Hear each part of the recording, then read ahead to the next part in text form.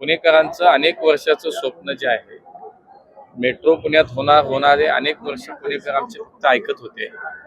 पण माननीय मोदीजींच्या काळामध्ये मोदीजी प्रधानमंत्री झाल्यानंतर, राज्यामध्ये देवेंद्र फडणवीस मुख्यमंत्री झाल्यानंतर ते स्वप्न प्रत्यक्षात आलं. तर तिथून मागे फक्त कागदावरतीच आमची मेट्रो होती.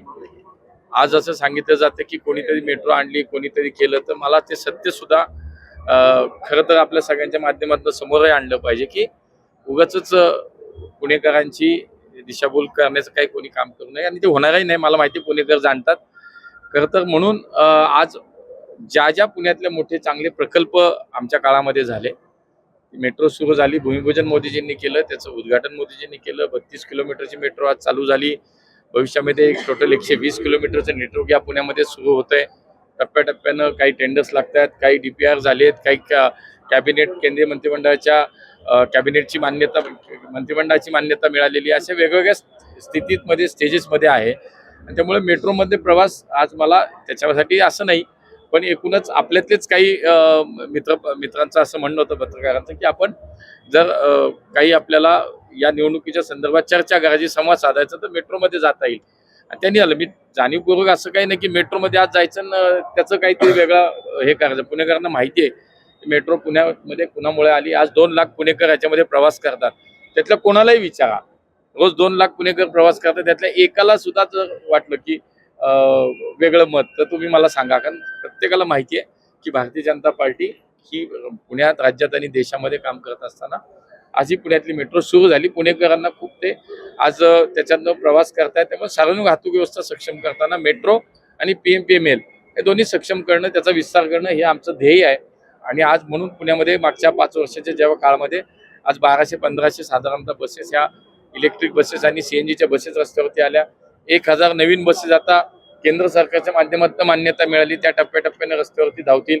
देवेंद्रजींनी पुण्यामध्ये परवा सांगितलं की साधारणतः 4000 बसेसचं आमच्या पुढच्या 5 वर्षाचं टार्गेट आहे.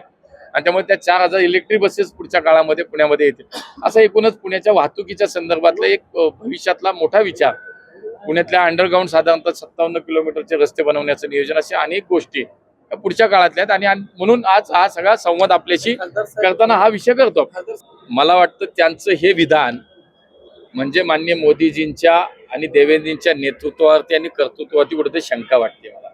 ती त्यांनी स्पष्ट केली पाहिजे की मोदीजींच्या नेतृत्वात शंका आहे का, देवेंद्रजींच्या आणि मोदीजींच्या नेतृत्वात कर्तृत्वात कुठे शंका वाटते का. कारण माननीय मनमोहन सिंगजी 1 ते 2001 ते 2014 आणि 1 ते 2014 पर्यंत हे पालकमंत्री आहेत, ते पंतप्रधान. 1 इंचही मेट्रोचं काम झालं नाही किंवा मेट्रो पुढं मंजुरी सुद्धा मिळाली नाही. मोदीजी आल्यानंतर त्याला मंजुरी मिळाली, देवेंद्रजी मुख्यमंत्री झाले तर मंजुरी मिळाली आणि काम सुरू झालं. हे पुणेकर बघतायत नाही. त्यामुळे मला असं वाटतं त्यांनी हे बोलणं, हे पुणेकर तर जाणून आहेत की असं बोलणं हे निश्चितपणे म्हणजे मोदीजींच्या नेतृत्वावरती, मोदीजींनी जी मेट्रो सुरू केली त्याच्यावरती त्यांची शंका आहे का, मला वाटतं एवढं विचारलं. मला असं वाटतं जे प्रश्न त्यांना विचारायला हवेत, त्यांनी जे उमेदवार दिलेत ते काय करतायत हे तुम्ही मला सांगता. याच्यापेक्षा हा जाब त्यांना विचारला पाहिजे की तुम्ही जे उमेदवार दिलेत ते काय करतायत हे त्यांना विचारलं पाहिजे. मी तुमच्या माध्यमातून माझं आव्हान आहे, जर निलेश गायवळ नावाच्या विषयासाठी तुम्ही जे म्हणताय की विदेशात पळून जाण्यासाठी मी मदत केली, एका व्यासपीठावर यायची माझी तयारी आहे. ते जर सिद्ध केलं त्यांनी तर मी राजकारणातलं संन्यास घेईल, आणि जर नाही सिद्ध झालं तर त्यांनी संन्यास घ्यावा.